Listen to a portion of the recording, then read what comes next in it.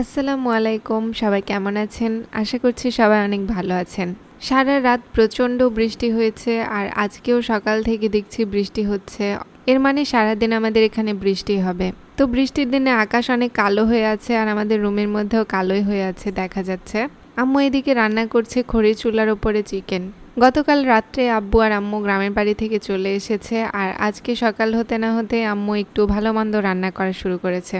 আমাদের বাসায় আবার যখনই মাংসের ঝোল রান্না করা হয় তখনই চিতাই পিঠা রান্না করা হয়। চিতাই পিঠা দিয়ে মাংসের ঝোল খেতে ভীষণ ভালো লাগে।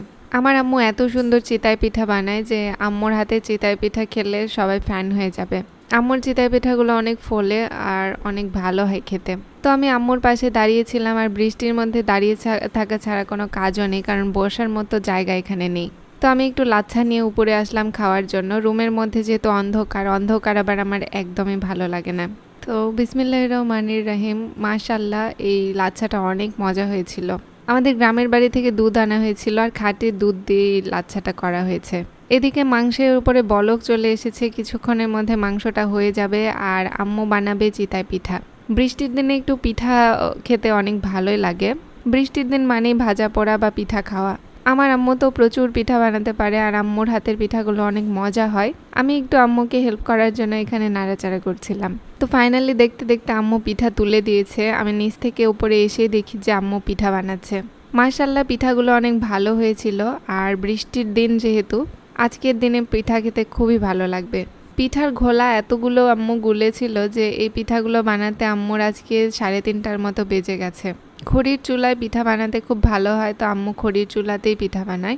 গ্যাসের চুলায় কিন্তু এত সুন্দর পিঠা হয় না যেরকম সুন্দর খড়ির চুলাতে হয়। তো ভিউয়ার্স, এখন পিঠা খাওয়ার পালা। এই যে আমি 2টা চিতাই পিঠা নিয়েছি, খুব সুন্দর ফুলকো ফুলকো চিতাই পিঠা। পিঠাগুলো অনেক সুন্দর হয়েছে, দেখে তো আপনারা বুঝতেই পারছেন মাশাআল্লাহ। এখন মুরগির মাংসের ঝোল দিয়ে পিঠাটা খাবো। বাইরে প্রচণ্ড বৃষ্টি হচ্ছে এখনও আর মাঠঘাট সব ডুবে গেছে। বাড়ির বাইরে যাওয়ার মতো উপায় নেই। একটু যে ছাদে যেতাম অন্যান্য দিন, আজকে সেটাও হবে না। তো ভাবছি যে একটু তাড়াহুড়া করে খাওয়া দাওয়া করে ঘুমাবো। এইদিকে আমাকে দেখেন, রুমের মধ্যে যেহেতু লাইট নেই, আমি একটা চার্জার লাইট জ্বালিয়ে আসলে খাচ্ছিলাম। এজন্য আমাকে একটু ভূত ভূত লাগছে। যাই হোক, কোনো ব্যাপার না, তাও কোনো একটা ভাবে যে লাইট জোগাড় করতে পেরেছি।